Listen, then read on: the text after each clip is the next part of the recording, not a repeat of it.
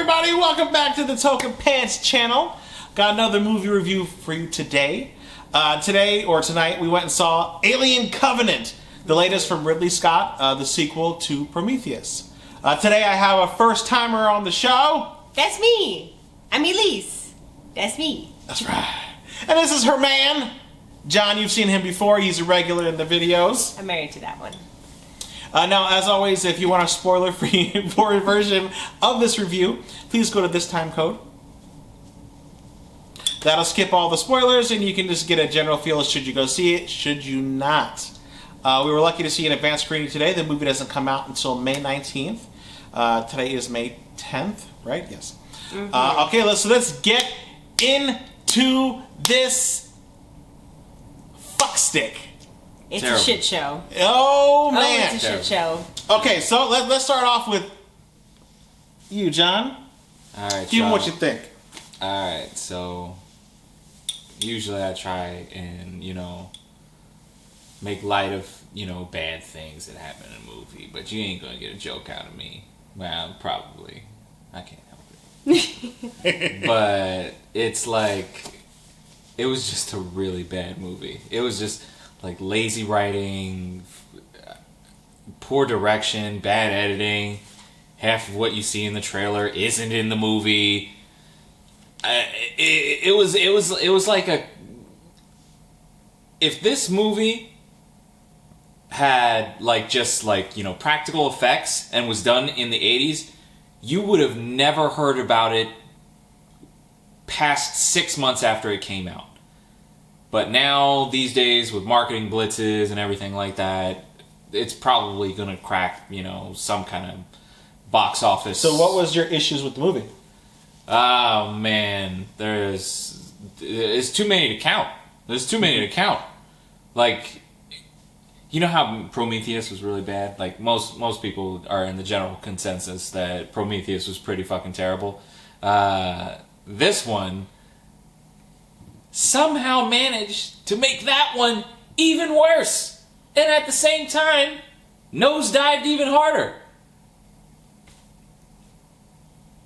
I don't even know what to say about that. Yeah. So this movie has a lot of problems. Mm-hmm. You gotta suspend your disbelief of just basic 12th grade, or not even 12th grade, fucking 7th grade science. You the minute you go in the theater, you gotta just pretend that you never took physical science, anything. Like you went straight from multiplication logic, to just leave it at the outside. So the movie it has, like I said, numerous problems. The big problem that it starts with is character development and character connection. In a movie, you're supposed to pretty much kind of bond with the characters and get to like them and care about what happens to them in the story. Or maybe not even like them, but just, care enough to see what happens. Care enough that if somebody dies, that you actually are going to give a damn about it. Yeah. This movie, in the trailers, shows the characters bonding and drinking and celebrating and kind of giving you the story of their trip and their journey. This never happens in the movie. The movie opens up with them being woken up out of cryosleep and some danger shit's happening. And so you never get to know who is connected to who. Like what person loves what person, who's husband and wife. The movie just starts out in mayhem. And because of this, as a result, anything that happens in the movie to these people, who dies, who gets killed, or whatever, you have zero connection to it because you just met these people. It's real bad. And then James Franco's in it, but he dies immediately. And then when you see him die in his pod, you don't even realize it's James Franco until you see him in a video later. He's like, "Look, baby, I'm on a mountain." She's got a point. Look, baby, I'm on a mountain. Because they show you this guy light on fire inside one of the pods. Ah! He's like, "Help!" And they're like, "Get him out!" And then he just fucking burns. And then you see his burnt body. It doesn't even look anything remotely like James Franco. Well, I mean, if I were to imagine James Franco burnt, that's not what it would look like. So you imagine James Franco burn all the time? I thought about it. Maybe. But yeah, and then you find out she's Spider-Man 3. It's James Franco. You find out it's James Franco in a video a good 20 minutes after he dies. Yeah. It's like so, and it's clear that James Franco shot way more that ended up in this movie. Yeah. Oh yeah. Like he was in New Zealand when they filmed this. Like they took a picture of them on a mountain somewhere. I was like, he's really just flew to New Zealand. Yeah, just to be in this one picture. I don't think so.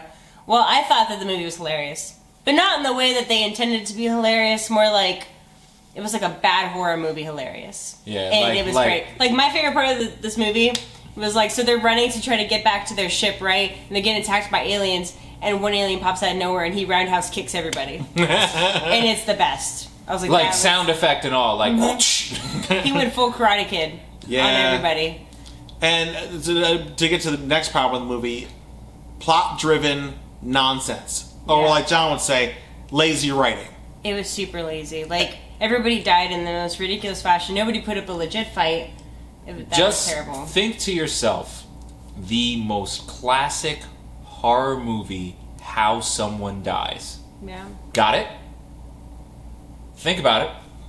Now, was it, oh, hey guys, I think I'm just going to go off for a bit by myself during this crazy, intense situation where people are literally exploding and having things pop out of them, and then that thing goes on to roundhouse kick people's jaws off, but I'm going to need a 5 from everybody else. Yeah. That's how everyone in the movie dies. Yeah. Everyone dies in that fashion. It's really and you bad. think after 3 times, like you're like, well, they're not gonna pull that trick again, and then the girl's like, I'm gonna need a break, splash some water on my face. Like, what? Yeah, because see, the point he's trying to make here is that everybody on this trip is like this first colonization mission to this planet that they're trying to colonize hella far away. And everyone on this ship, they have a security detail to protect them when they land from animals or whatnot, right? But everyone else on this crew are scientists in their projected field. Botany, herbalist, whatever. And they're constantly contaminated. Yeah, when they go to the planet, they're not suited up. They're not protected. They just like, oh, let's just open the doors. It doesn't matter if the air reads breathable. There could be unknown pathogens in the air. That's like Science 101. That's the whole premise of the movie. The movie where all the aliens died because they got sick. What was it? The Day the Earth was no.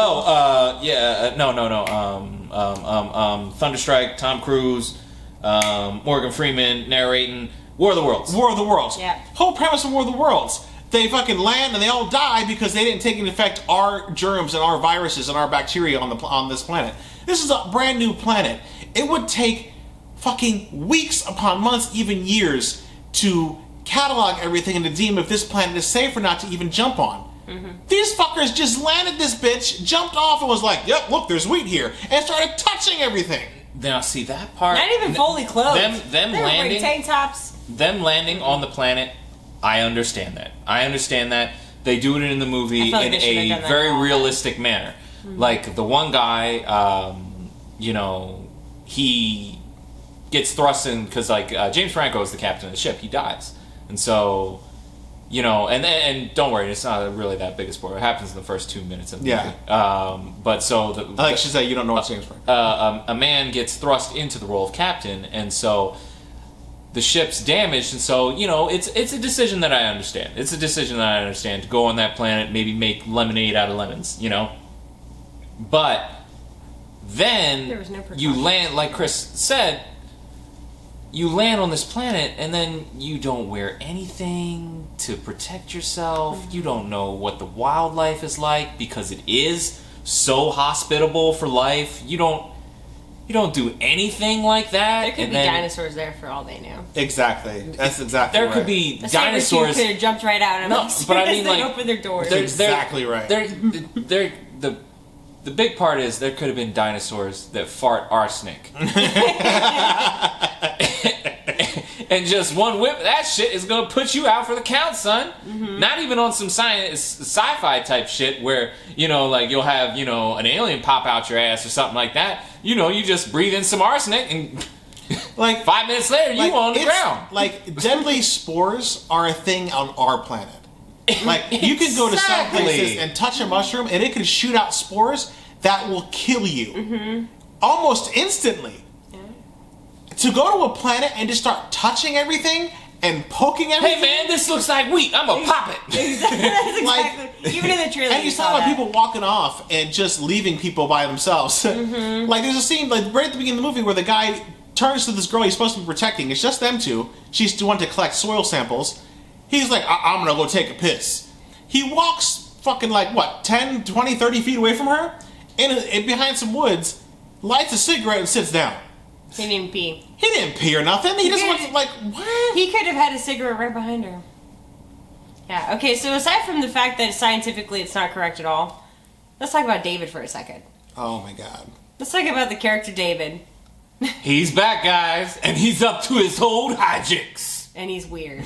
Big old weirdo. Yeah. He's added a couple of new tricks to his book, but it's still the same book. So essentially he's trying to be God. And create new types of aliens. Yeah, so he's not sneaky at all. The David personality from the first movie is entirely different in this movie. In the first movie, he's upset that he's being Prometheus. I mean, he's upset that he's being treated like shit by Mr. Wayland, and that he pretty much doesn't have a choice. He's being bossed around, blah blah blah. Right? So he rebels against his creators, which was the whole driving force of the movie. And he wanted to meet our creators in hopes that they would like him and they would love him and show him more compassion than humans have. But then he gets his head ripped off and whatever in Prometheus. In this movie, it sets it up that Elizabeth Shaw from the first movie fixes and repairs him. He sees so much compassion in her and thanks her for it. Fast forward, this movie, David doesn't care about his creators anymore. He wants to kill all life in existence.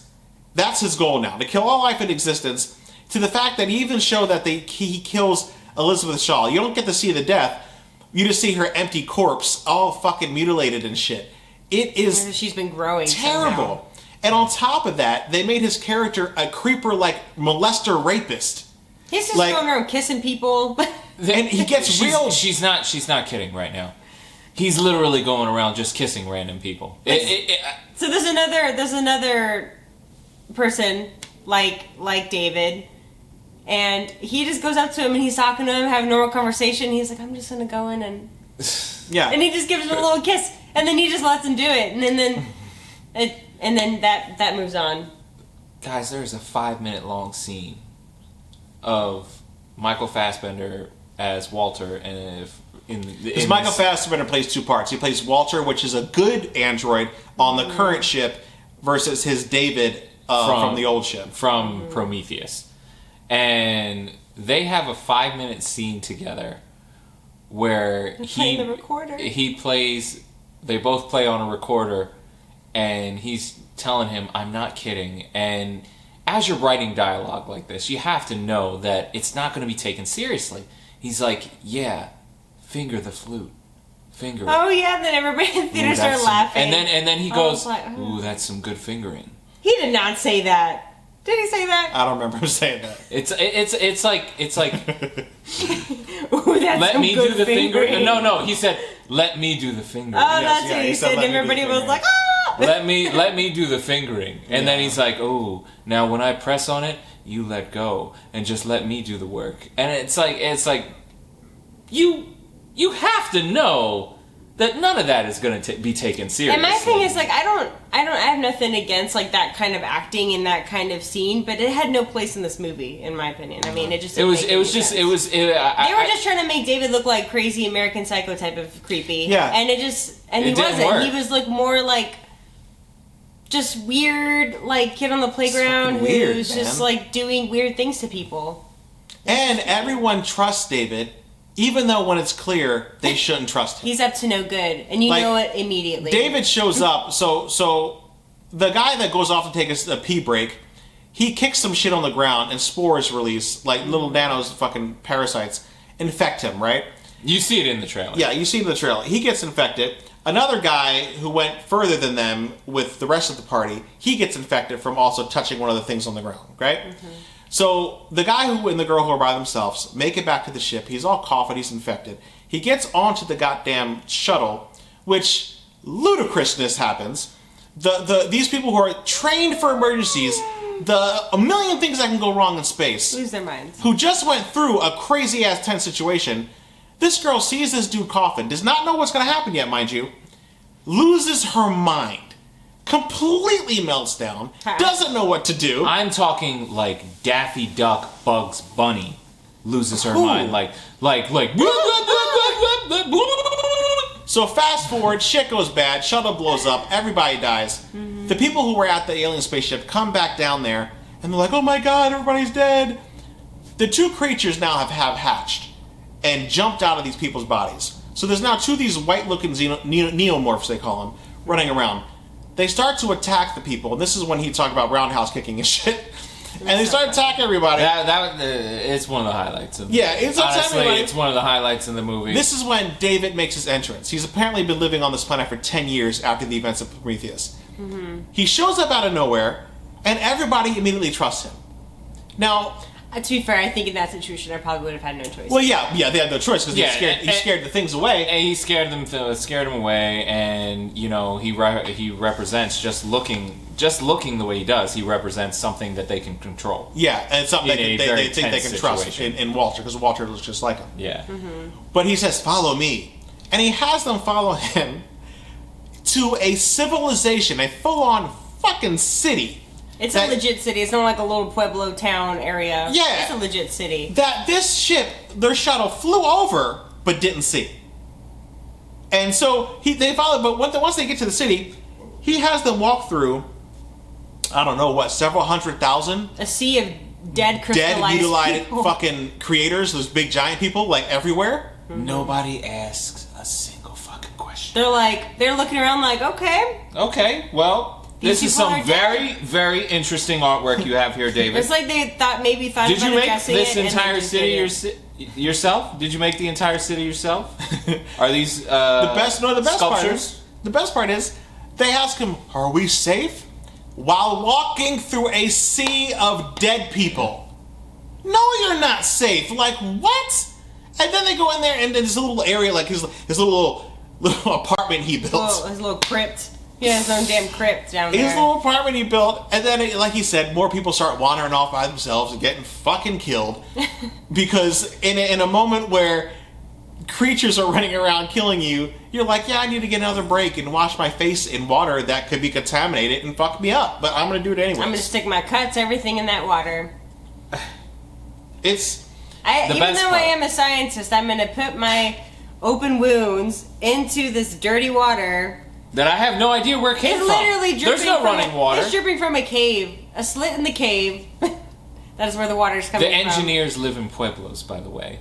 At least said it earlier, but just wanted you to know, the engineers literally live in fucking 1600 style Pueblos. No technology. Which is another Native American Pueblos. Because there's a short film you can see on YouTube called Teepees. Yeah. Well, no. Teepees were the huts. The tents. Yeah. But Pueblos too? Yeah. Oh. Okay. So the prologue that's on YouTube you can watch is supposed to be like what happened after Prometheus. It's a quick shot. It shows Shaw putting back together David, and they land on the one of the creator planets, and David proceeds to drop bombs on these motherfuckers full of the pathogen to infect all the creators to kill them all, right? It's in the when his ship, on the internet when right their now. when their stolen ship arrives, a huge mechanical thing automatically responds and docks their ship. Okay, essentially because these are a highly advanced species. Except for this docking apparatus, there's no other technology on this planet. Not in the city. Not on the people, nowhere. The only other time you see technology is in David's apartment in Little Pueblo, where when he walks in, the lights come on by themselves. That's it. He's got motion sensor lights. It's the future.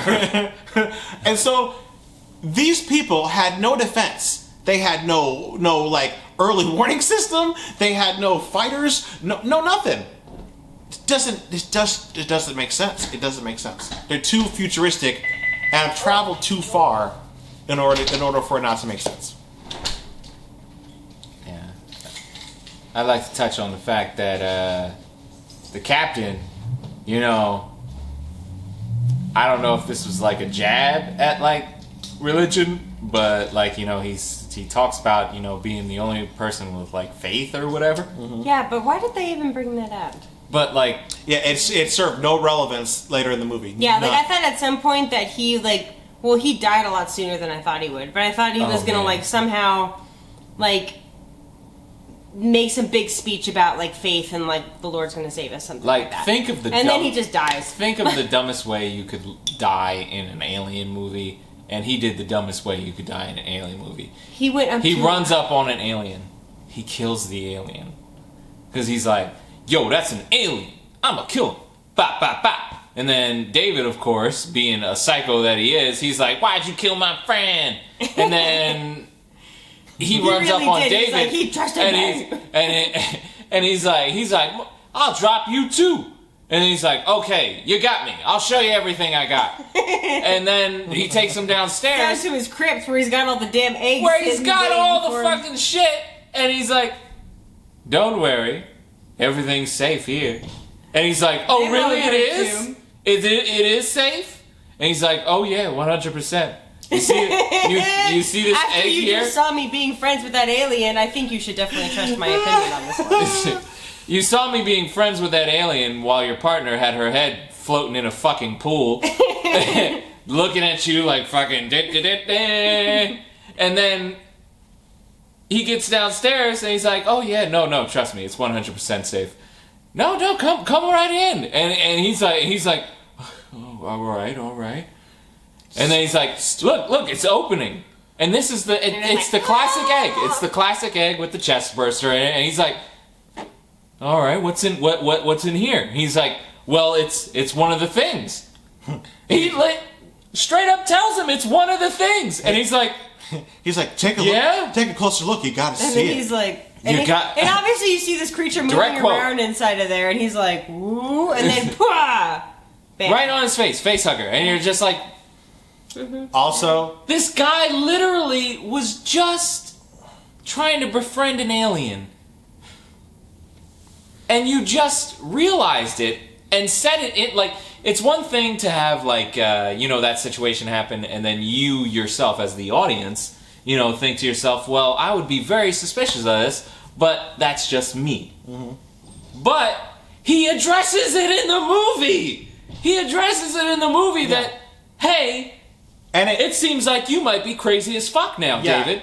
And he's like, "Oh yeah, no, I'm not really that crazy. I just have a bunch of these eggs in my basement." And he had no problem following him too, because he knew something was up. He was like, "What the fuck's going on, David?" And then he's like, "All right, fine, you got me. I'll show you." And then he just like, "Okay."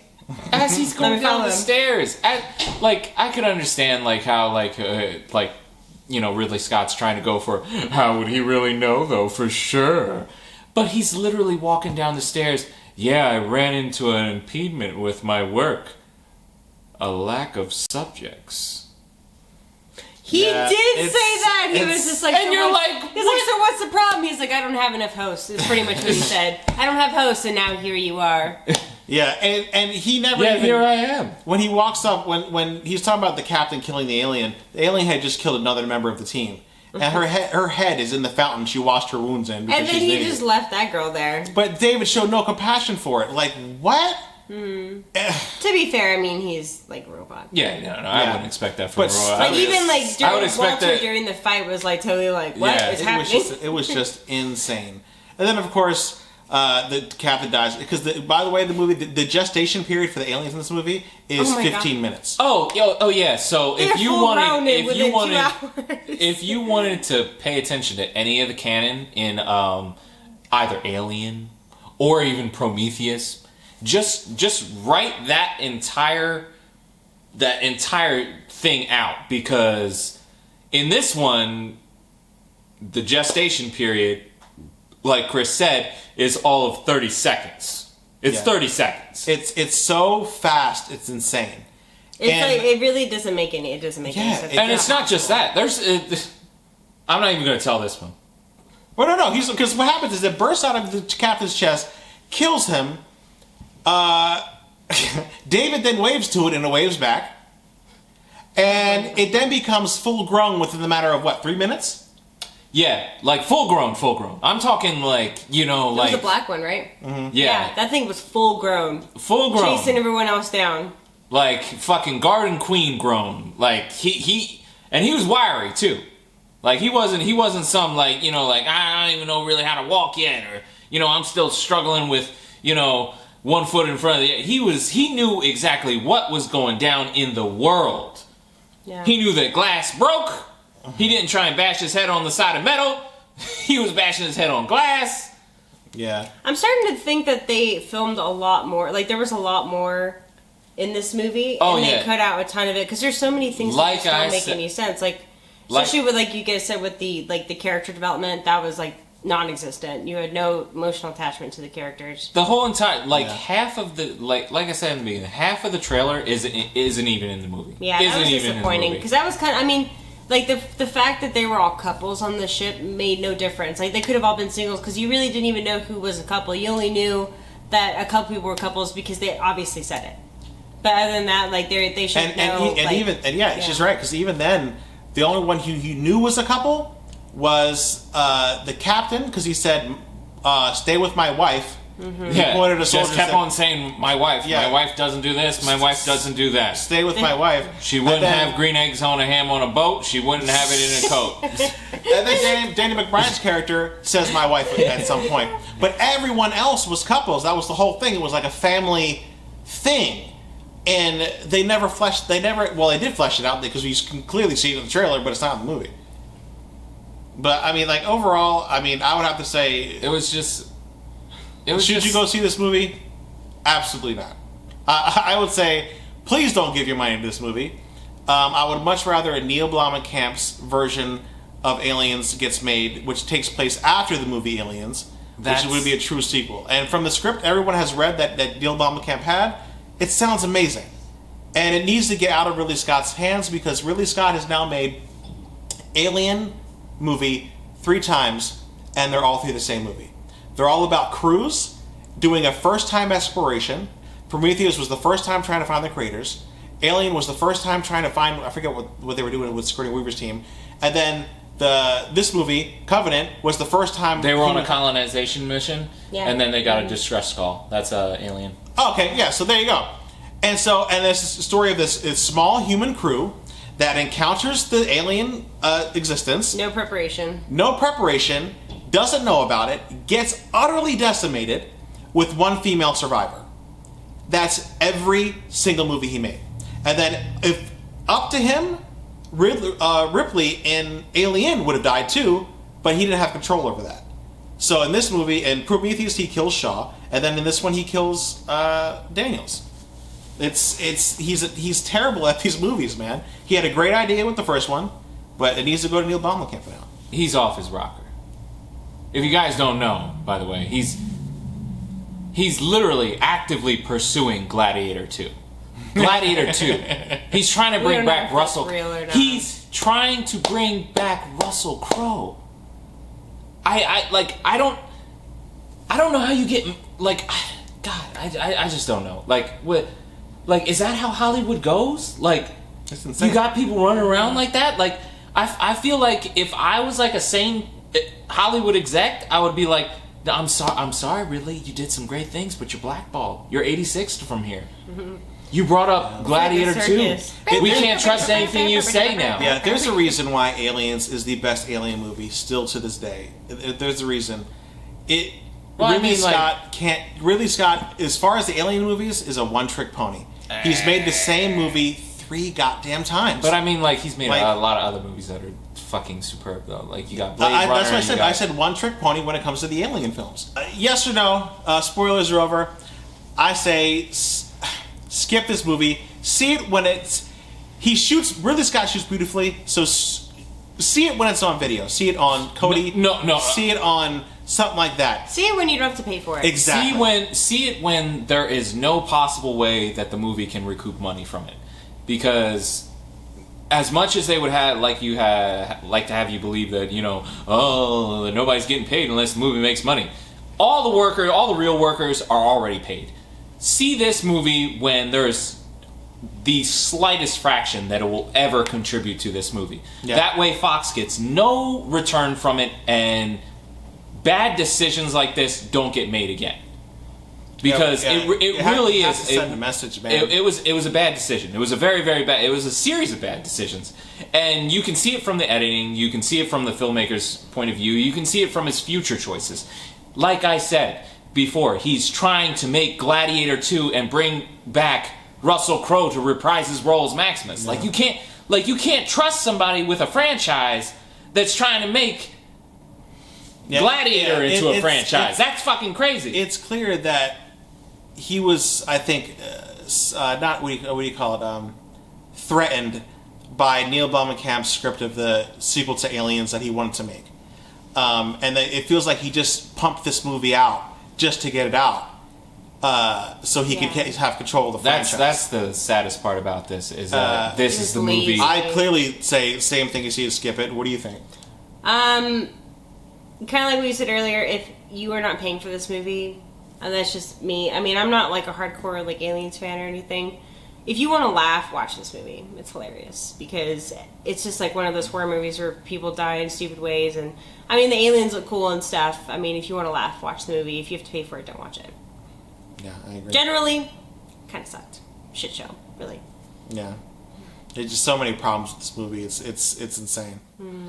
But it was pretty though. It was a really pretty. Yeah, movie. like I said, he's got a great eye. He still has the eye. But you can tell that They should have put some better music in that movie. Oh, man, they could have done so much better. The trailer music, she touched on it before. Like, not touched on it before, but like we were watching the trailer after we left because we were like, wow, we didn't really see a lot of what was in the trailer in the movie. And then we rewatched the trailer and we're like, yeah, half of that's not in the But the music that they use in the trailer would have fit that movie so well. Yeah. And, like, there really wasn't music in the movie, especially to be honest since with they were you. going for, like, the horror type of thing. They could have used some, like, more, like, bum-bum music. Exactly, yeah. All right, guys, that was what we thought of Alien Covenant. Please like and subscribe below. Click the little bell for notifications. Let us know in the comments if there's anything else you want us to check out or review or do. I'm Chris. This is Elise, a.k.a. Yo-Yo Baby. Yo-Yo Baby. And this is John. Jerk Boots. Jerk Boots. A.k.a. Jason. baddest motherfucker you ever met.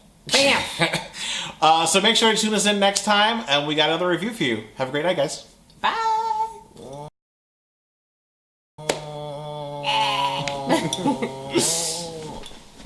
Hello there. My name is Dave.